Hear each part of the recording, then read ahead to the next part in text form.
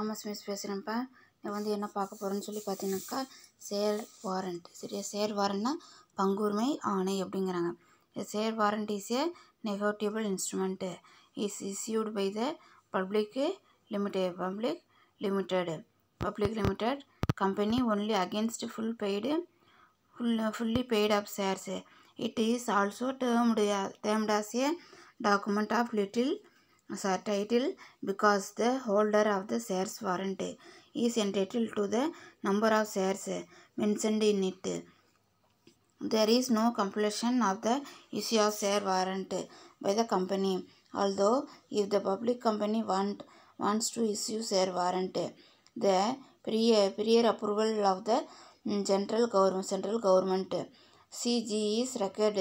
Further, the issue of shares warrant must be authorized in the articles of association of the company அப்படிங்கிறாங்க.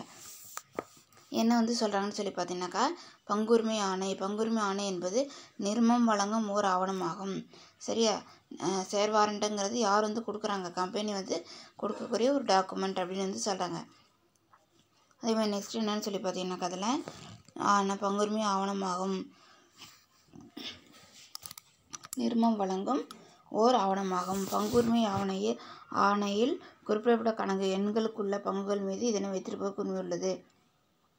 அந்த share வாரண்டில் என்ன number of shares வந்து வச்சுருக்காங்களோ அதுக்கு உண்டான rights வந்து யாருக்கு வந்து இருக்குன்னா அந்த ஷேர் வாரண்ட்டை வந்து யார் வந்து வச்சுருக்காங்களோ அவங்களுக்கு வந்து ரைட்ஸ் வந்து இருக்குது அப்படிங்கிறாங்க. உரிமை உள்ளது என வாக்குறுதி அளித்து நிறுவனம் தனது பொதுமுத்திரைன்னு இதனை வெளியிடும். அவங்களுக்கு வந்து ரைட்ஸ் இருக்குங்கிறத ஒரு காமன் சீலோடு என்ன பண்ணுது, அதை வந்து கொடுத்து என்ன பண்ணணும், கம்பெனி வந்து என்ன ஆகுன்னு பார்த்தீங்கன்னாக்கா அது வந்து இஷ்யூ வந்து பண்ணும் அப்படிங்கிறாங்க. நிறுவனம் ஏற்கனவே மத்திய அரசிடம் பெற்ற அனுமதியை வைத்துக்கொண்டு செயல்முறை விதிகளின்படி பங்குரிமை ஆணை வெளியிடும். அதேமாதிரி கம்பெனி வந்து என்ன பண்ணுறாங்கன்னு சொல்லி பார்த்தீங்கன்னாக்கா ஆல்ரெடி யார்கிட்டருந்து பர்மிஷன் வந்து வாங்கியிருப்பாங்க, சென்ட்ரல் கவர்மெண்ட் வந்து என்ன பண்ணியிருப்பாங்க, பர்மிஷன் வந்து வாங்கியிருப்பாங்க. அந்த பர்மிஷனையும் வச்சு என்ன பண்ணுவாங்கன்னு சொல்லி பார்த்தீங்கன்னாக்கா அது வந்து அனுமதியை வைத்துக்கொண்டு செயல்முறை விதிகளின்படி பங்குரிமை ஆணை வெளியிடும். ஆர்டிகல் அசோசியேஷன் ரூல்ஸ் பிரகாரம் என்ன பண்ணுவாங்கன்னு சொல்லி பார்த்தீங்கன்னாக்கா ஷேர் வாரண்ட் என்ன பண்ணுவாங்க, அவங்க வந்து இஷ்யூ வந்து பண்ணுவாங்க. அதேமாதிரி நெக்ஸ்ட் என்னன்னு சொல்லி பார்த்தீங்கன்னாக்கா இதில் வந்துட்டு the holder of the shares warrant can be take a share certificate only if holder surrender. சரியா, the share warrant and pay the required fee for the issue of share certificate. Thereafter, the company will cancel the warrant and issue a new share certificate to him, as well as the company will enter his name as the member of the company in the register of the member, after which he will become a member of the company அப்படிங்கிறாங்க. பங்குதாரர்கள் பங்குச் சான்றிதழ் பெறும் போதே அவர்களுக்கு பங்குரிமை ஆணை வேண்டும். சரியா, அதே மாதிரி ஷேர் ஹோல்டருக்கு ஷேர் சர்டிஃபிகேட் வந்து வாங்கும்போதே என்ன வந்து தேவைன்னாக்கா ஷேர் வாரண்ட்டும் வந்து அவங்களுக்கு வந்து தேவை. ஆணை வேண்டும் என்றால் தேவைப்படும் கட்டணங்களை முறையாக செலுத்த வேண்டும். அப்போ ஷேர் சர்டிஃபிகேட் வேணும் வாங்கும்போதே ஷேர் வாரண்ட்டும் அவங்களுக்கு வந்து தேவையாக வந்து இருந்தாக்கா அப்போ ஷேர் ஹோல்டர் வந்து என்ன பண்ணணும்னு சொல்லி பார்த்தீங்கன்னா என்ன ஃபீஸ் வந்து அவங்க வந்து பே பண்ணணுமோ அதை வந்து கரெக்டாக வந்து என்ன பண்ணிடணும், பே வந்து பண்ணிடணும் அப்படிங்கிறாங்க. பங்குரிமை ஆணையில் குறிப்பிடப்பட்டுள்ள எண்களுக்குள்ள பங்குகளை விற்பவர் இந்த ஆணை வாங்குவோரின் வழங்குவதன் மூலம் மட்டும் மாற்றிவிடலாம். சரியா, பங்குரிமை ஆணை என்பது ஷேர் சர்டிஃபிகேட், ஷேர் வாரண்ட்டு. சரியா, அதில் வந்து என்ன நம்பர்ஸ் வந்து கொடுத்துருக்காங்களோ அதை வந்து என்ன பண்ணிடலாம், அந்த ஷேர்ஸை வந்து விற்றுடலாம். நம்ம இந்த ஆணை வாங்குவோரின் வழங்குவதன் மூலம் மட்டும் மாற்றிவிடலாம். யார் வந்து வாங்குறாங்களோ அவங்கள்ட்ட வந்து ட்ரான்ஸ்ஃபர் பண்ணுறது மூலமாக என்ன பண்ணிடலாம், நம்ம வந்து இதை வந்து உரிமை வந்து மாற்றி வந்து கொடுத்துடலாங்கிறாங்க. உறுப்பினர் பதிவேட்டிலும் உறுப்பினர் பெயர் நீக்கப்பட்டு பங்குரிமை ஆணை வழங்கப்பட்ட செய்தி குறிப்பிடப்பட்டு விடுவதால் இவற்றை பதிவு செய்ய வேண்டிய அவசியம் கிடையாது. அப்போ மெம்பரோட ரிஜிஸ்டரில் என்ன பண்ணுறாங்கன்னு சொல்லி பார்த்தீங்கன்னாக்கா மெம்பரோட ரிஜிஸ்டரில் அவங்களோட நேம் வந்து எடுத்துகிட்டு ஷேர் சர்டிஃபிகேட் என்ன பண்ணிட்டாங்க, ஷேர் வாரண்ட் வந்து என்ன பண்ணிட்டாங்க கொடுத்துட்டாங்க அப்படிங்கிற டீட்டெயிலும் என்ன பண்ணிடுறாங்க அவங்களுக்கு வந்து சொல்லிடுறாங்க. அப்போ சொல்லிட்டாங்கன்னா நம்ம இதில் வந்து ரெக்கார்டு பண்ண வந்து ரிஜிஸ்டர் பண்ண வந்து தேவை வந்து கிடையாது, நாட் நெசசரி. ஓகேவா, நெக்ஸ்ட்டு பார்த்தீங்கன்னாக்கா generally the holder of the shares warrant is not the member of the company but if த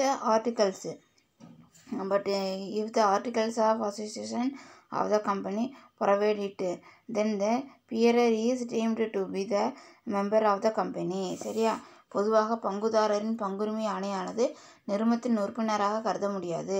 சரி, அதை வந்து என்னவா அந்த ஷேர் ஹோல்டரை வந்து என்ன பண்ணிடாது, ஷேர் வாரண்ட்டை என்ன பண்ணி அவங்க வந்து கன்சிடர் வந்து பண்ண வந்து முடியாது அப்படிங்கிறாங்க. உறுப்பினர் பங்குரிமை ஆணையானது நிறுவனத்தின் உறுப்பினரானது கருத முடியாது. சரியா, அதை வந்து கம்பெனியோட மெம்பராக வந்து என்ன பண்ண முடியாது, கன்சிடர் வந்து நம்மளால் பண்ண வந்து முடியாது. ஓகேவா. நெக்ஸ்ட்டு பார்த்தீங்கன்னா, ஆனால் செயல்முறை விதிகளில் கூறப்பட்டுள்ள உரிமையின்படி நிறுவனம் இயங்கும். ஆனால் ஆர்டிகல்ஸில் என்ன ரூல்ஸ் வந்து சொல்லியிருக்காங்களோ, என்ன வந்து ப்ரொசீஜர் இருக்கோ அதை ஃபாலோ பண்ணி என்ன ஆகும், கம்பெனி வந்து ரன் வந்து ஆகும் அப்படிங்கிறாங்க. அதேமாதிரி நெக்ஸ்ட்டு பார்த்தீங்கன்னாக்கா ஷேர் அண்டு ஸ்டாக்கு. சரியா, share and stock. Share and stock அப்படின்னு சொல்லி பார்த்தீங்கன்னாக்கா என்னன்ட்டு இதில் வந்துட்டு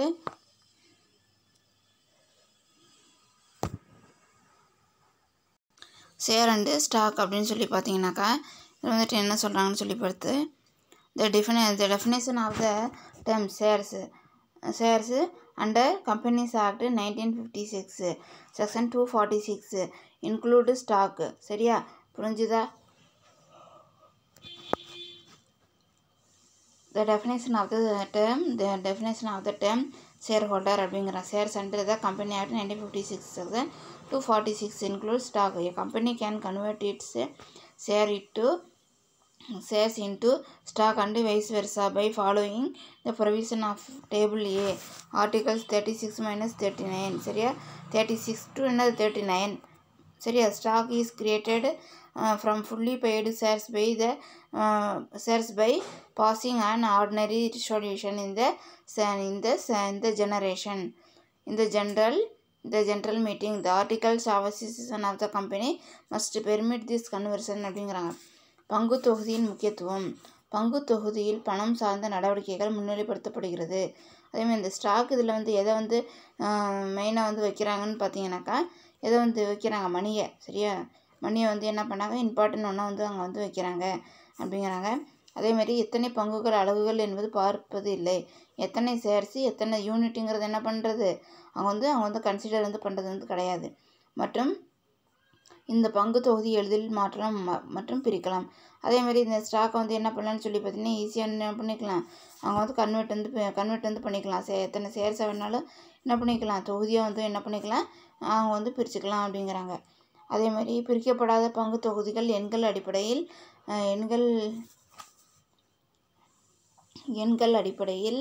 அடிப்படையில் வசதிக்கு தகுந்தவாறு பிரிக்கப்படும். சரி, பிரிக்கப்படாமல் வச்சுருக்க ஸ்டாக் வந்து என்ன பண்ணுவாங்க, இதுக்கு ஏற்ற மாதிரி என்ன பண்ணுவாங்கன்னு சொல்லிப்பேன், நியூமருக்கு இதுக்கு ஏற்ற மாதிரி என்ன பண்ணுவாங்க, அதை வந்து பிரிப்பாங்க அப்படிங்கிறாங்க. இது மதிப்பு மற்றும் புள்ளியில் அடிப்படையில் இருக்கலாம். அதே மாதிரி இது வந்து எப்படி வந்து இருக்குன்னு சொல்லி பார்த்தீங்கன்னாக்கா அது வந்து புள்ளியில் ஸ்டாட்டிக்ஸில் வந்து இருக்கும் அப்படிங்கிறாங்க. சரியா, புள்ளியில் வந்து இருக்கும் அடிப்படையில் இருக்கான். பங்கு தொகுதியின் ஒரு குறைந்த அளவு தொகுதியை இயக்குனர் நிர்ணயித்து பிறகு பரிமாற்றம் செய்யும். அதேமாதிரி ஸ்டாக்கை வந்து என்ன பண்ணுவாங்கன்னு சொல்லி பார்த்தீங்கன்னாக்கா என்ன பண்ணுவாங்க, அவங்களே வந்து அதை வந்து கம்பெனி டைரக்டர் வந்து என்ன பண்ணுவாங்க, ஜென்ரல் மீட்டிங்கில் என்ன பண்ணுவாங்கன்னு சொல்லி பார்த்தீங்கன்னாக்கா அவங்களே வந்து அதை வந்து இஷ்யூ பண்ணி என்ன பண்ணுவாங்க, அதை வந்து எவ்வளோ அமௌண்ட்டுங்கிறத அவங்க வந்து சொல்லிடுவாங்க. சரியா, பங்கு தொகைன்னு ஒரு குறைந்த அளவு தொகுதியை இயக்குனர் நியமித்து பிறகு பரிமாற்றம் செய்யுங்கிறாங்க. நெக்ஸ்ட்டு பார்த்தீங்கன்னா டிபெஞ்சர். சரியா, டிபெஞ்சர் அப்படின்னு சொல்லி பார்த்தீங்கன்னாக்கா டிபெஞ்சர்னால் என்னன்ட்டு கடனீட்டு பத்திரம். சரியா, கடனீட்டு பத்திரம்னாக்கா ஒரு குறிப்பிட்ட வியாபாரத்துக்காக அந்த வெற்றிக்காக என்ன பண்ணால் கடன்களை வந்து அவங்க வந்து கொடுத்து அதன் மூலமாக வருமானத்தை வந்து ஈட்டது கடனீட்டு பத்திரங்கள் அப்படிங்கிறாங்க. பார்க்கலாம் என்னன்ட்டு. adequate amount of capital is necessary to run a business difficulty successfully. In some cases, capital arranged through internal resources by way of issuing equity shares, capital or using accumulated profit is not adequate and the organization is resorted to external resources or of arranging capital. External commercial borrowings, ECP, debenture, bank loan, public fixed deposit. சரியா, அதேமாதிரி கடனீட்டு பத்திரங்கள் அப்படிங்கிறாங்க. கடனீட்டு பத்திரம்னு சொல்லுவேன், ஒரு வியாபார நிறுவனத்தை வெற்றிகரமாக நடத்த முதலும் தேவையான நிதியும் தேவைப்படுகிறது. ஒரு பிஸ்னஸ் கன்சர்ன் வந்து நம்ம என்ன பண்ணுறோம், நல்லா எஃபெக்டிவாக வந்து சக்ஸஸ்ஃபுல்லாக கொண்டு போகணுன்னாக்கா நம்மளுக்கு என்ன ஒரு முக்கியமான ஒரு அத்தியாவசியமான தேவையாக வந்து இருக்குதுன்னு பார்த்தீங்கன்னாக்கா ஃபினான்ஸு. சரியா, ஃபினான்ஸ் நிதி தான் நம்மளுக்கு தேவையாக இருக்குது.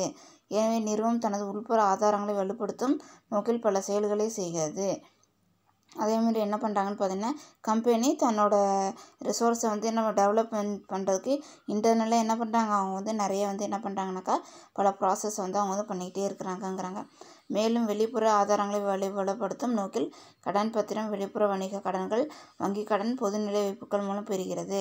சரி, இது மூலமாக என்ன பண்ணுறாங்கன்னு சொல்லி பார்த்தீங்கன்னாக்கா, இது மூலமாக வெளிப்புற ஆதாரங்கள், சரி வெளிப்புற ஆதாரங்கள் அதே மாதிரி நோக்கில் கடன் பத்திரங்கள் என்ன டிபெஞ்சர் மூலமும் பேங்க் லோனு, சரியா பப்ளிக் ஃபிக்ஸட் டெபாசிட் இது மூலமாக என்ன பண்ணுறாங்க, கடன் அவங்க வாங்குறாங்க அப்படிங்கிறாங்க.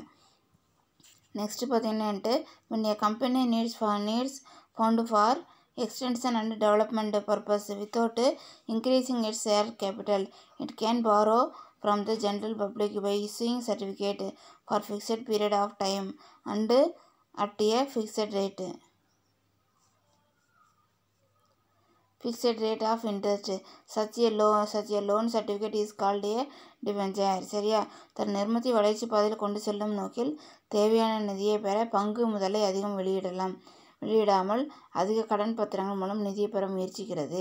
சரியா, அந்த நிறுவனத்தை சரியான வளர்ச்சி பாதையிலேருந்து கொண்டு நோக்கத்தோடு என்ன பண்ணுறாங்கனாக்கா, பங்கு முதல் அதிகமாக பங்கு முதல் அதிகமாக வெளியிடாமல் அதிக கடன் பத்திரங்கள் மூலமாக என்ன பண்ணுறாங்க, தன்னோட நிதியை என்ன பண்ணிக்கிறாங்க, பெருக்கிக்கிறாங்க. பங்கு முதல் அதிகமாக என்ன பண்ணுறது, வெளியிடுறது கிடையாது. ஆனாக்கா டிபெஞ்சர் என்ன பண்ணுறாங்க, கொஞ்சம் ஹெவியாக இன்க்ரீஸாக என்ன பண்ணுறாங்க, இஷ்யூ பண்ணி அது மூலமாக அவங்க என்ன பண்ணிக்கிறாங்க, அவங்க